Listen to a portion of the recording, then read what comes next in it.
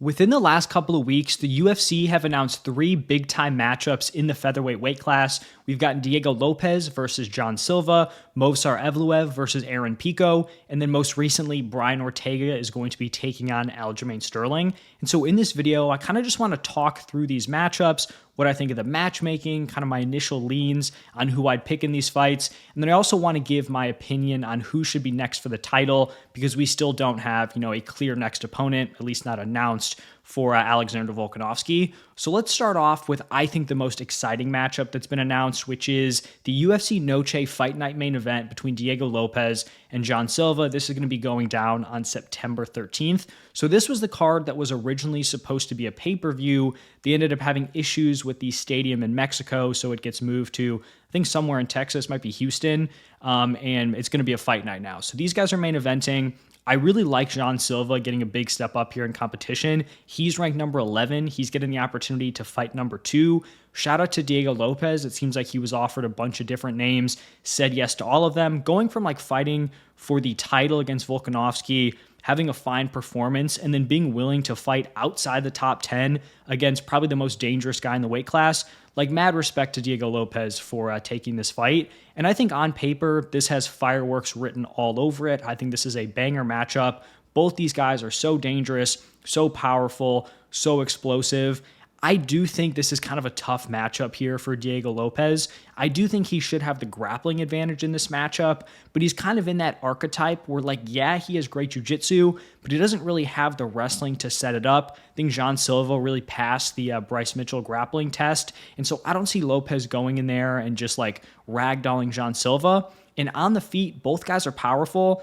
I just think John Silva is way tougher to hit. I think he is equally, if not more powerful than Diego Lopes.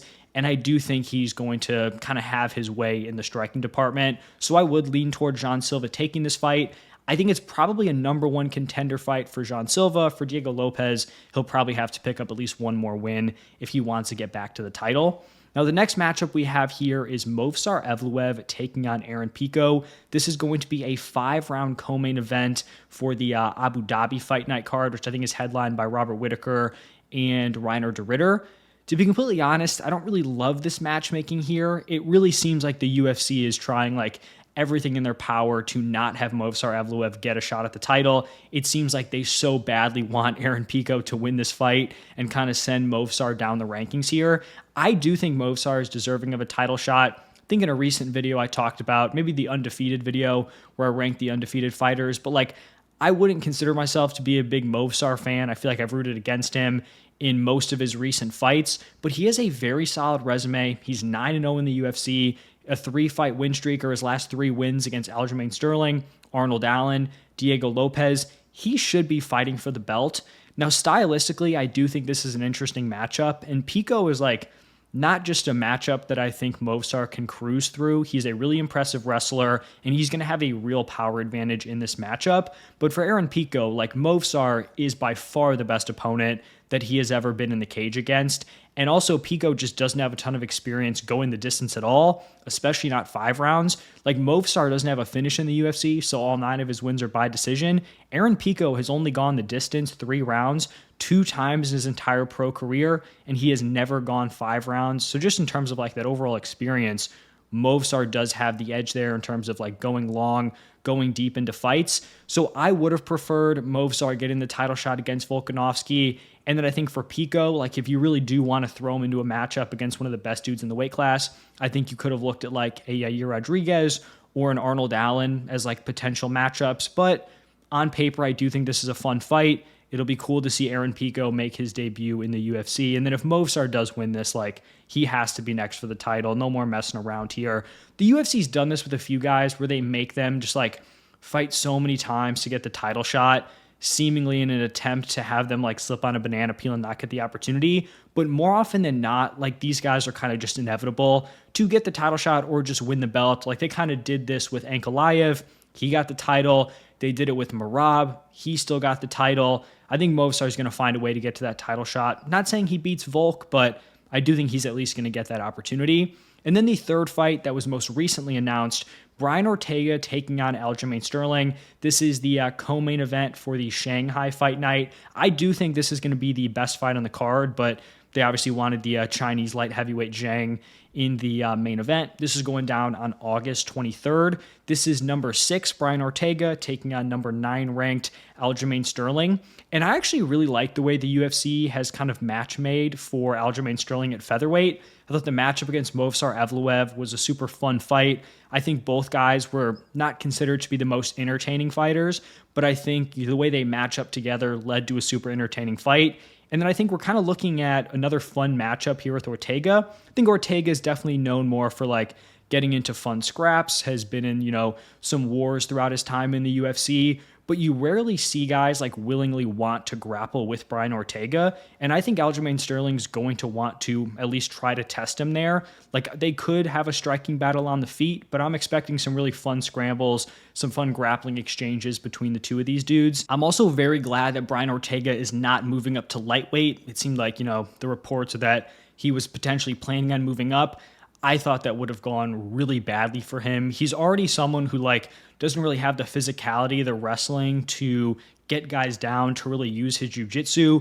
He doesn't hit super hard on the feet, and he has kind of relied on his durability, which has seemingly faded a little bit. And so going up against bigger dudes who hit harder, I just didn't think that would be a great career move. I think this is a really interesting next step for both of these guys. And then I think the winner of this matchup, they're probably set up for a big time top 5 opponent. And at that point could be one big win away from a title shot if they can get past, either guy in this matchup.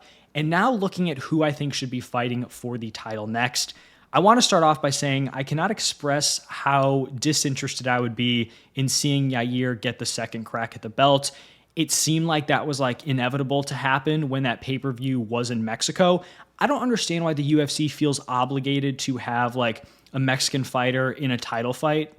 You could have just thrown Yair in the co-main event against a Diego Lopes or someone like that, and he's still on the card. So I never really understood the need to have him potentially, as part of the headlining fight.